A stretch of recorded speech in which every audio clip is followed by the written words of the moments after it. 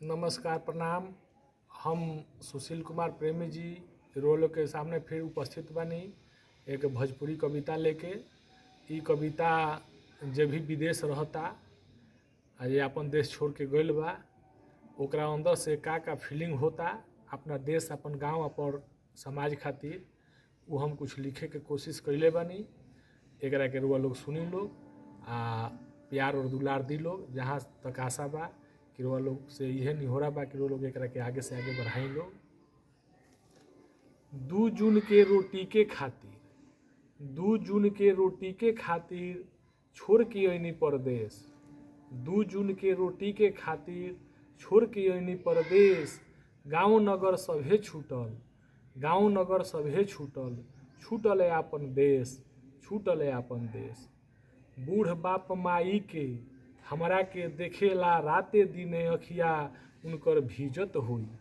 बूढ़ बाप माई के हमरा के देखेला राते दिने अखिया उनकर भीजत होई। घरे कनिया भी हमके देखेला उनकर अखिया तरसत होई। हमरो कबो खाए में सरके त लागे जैसे बबुआ पापा पापा कह कही के पुकारत होई। माइयो बबुआ रोए त गोदी में लेके बहरी उ घुमावत होई। जब गौआ में कौनो त्योहार मने त, जब गौआ में कौनो त्योहार मने त होखे मन में रेस। 2 जून के रोटी के खातिर छोड़ के अइनी परदेश। गाँव नगर सभे छूटल, छूटल है आपन देश, छूटल है आपन देश।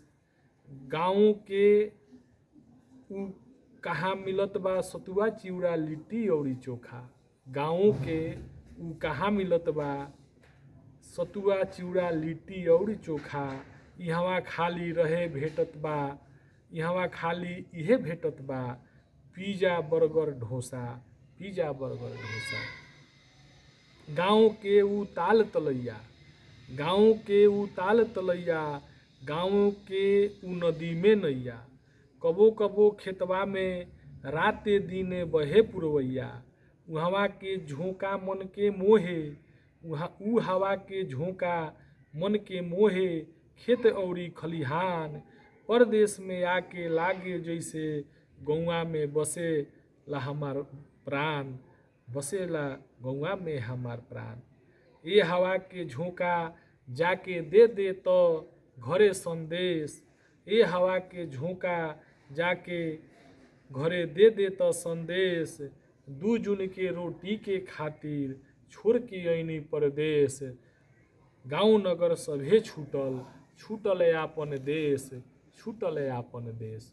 गाँव के दुआरा पर के साजही लागे उ घूरा, गाँव के दुआरा पर के साजही लागे उ घूरा।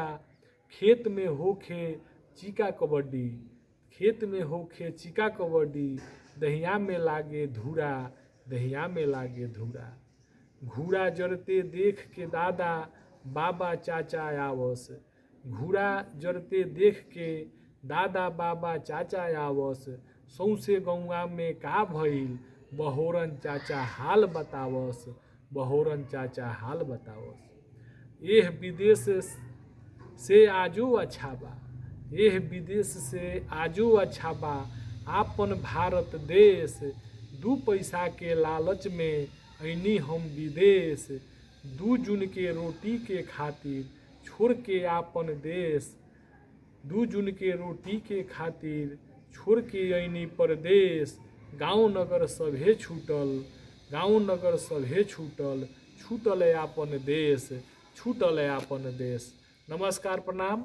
एक कविता के रुआ लोग से आग्रह बा कि आगे से आगे बढ़ाई, सब्सक्राइब करी और लाइक दी। फिर हम लोग के बीच एक भोजपुरी कविता लेके उपस्थित होखें। नमस्कार, प्रणाम, आदाब।